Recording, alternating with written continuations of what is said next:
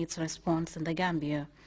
It is against this background that officials briefed the public through the media about the event and issues to be discussed. The director of the National AIDS Secretariat, Usman Jaju, said the prevention of mother-to-child transmission of HIV is a critical component of the National HIV and AIDS response team. The underlying objectives are, you may recall, some of you may be aware that there has been a bottleneck analysis which was conducted in the Gambia by a team of consultants with support from UNICEF and other partners. And as part of this partnership forum, we're going to launch that strategic document that was developed by that team of consultants.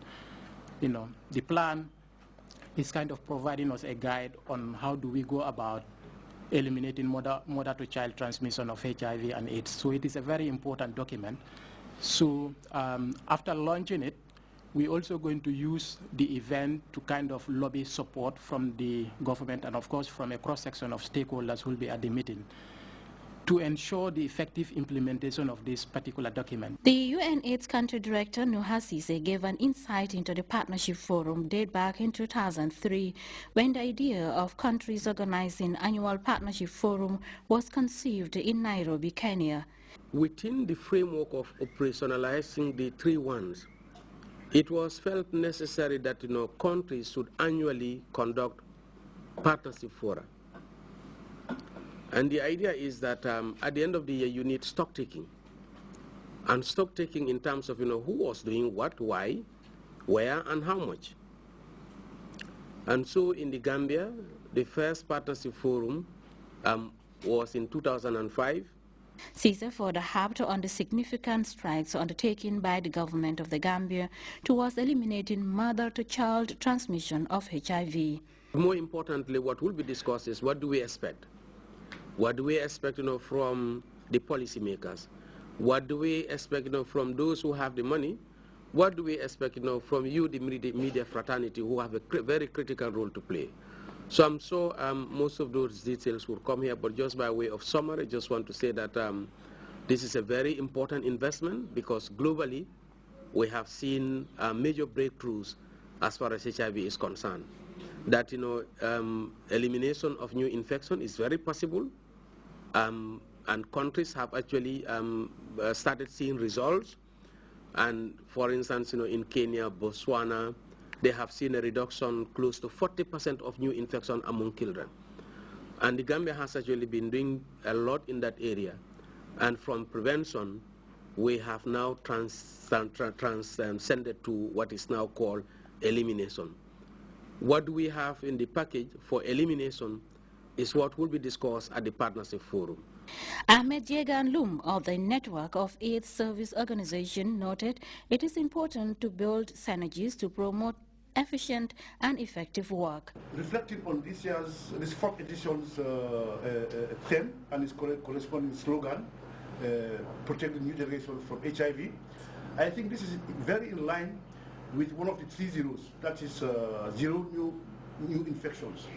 And I think as Director Noah, Gambia has made significant strides in achieving this goal. According to Pa Usman Ba, mother-to-child transmission of HIV is a challenge for the Ministry of Health and Social Welfare, but with support from all stakeholders, that would be a thing of the past. The forum, which attracted dozens of practitioners from across the media houses in the country, saw an interactive participation during the briefing. Mama J, GRTS. That report there by Mama J takes us to our first break. When we come back, the news continues. Don't tune out. Stay tuned in.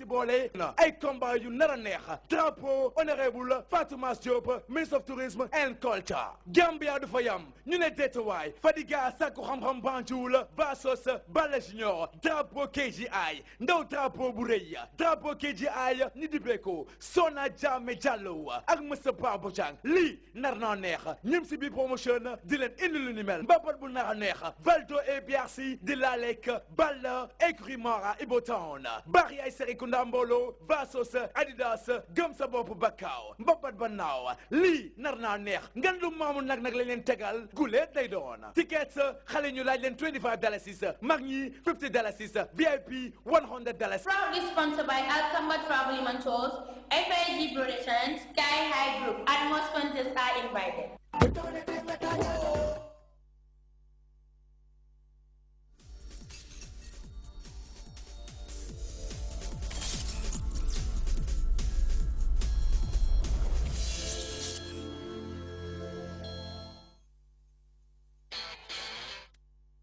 Back to GRTS News. Rebel leaders who took over power in the Central African Republic have announced the suspension of the constitution and the institution of a 3-year transitional government until elections are held.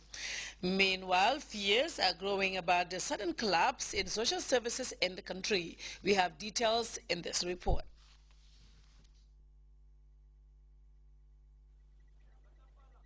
On Sunday, Seleka rebels swept into the Central African Republic's capital, Bangui, ousting President Francois Bozizé.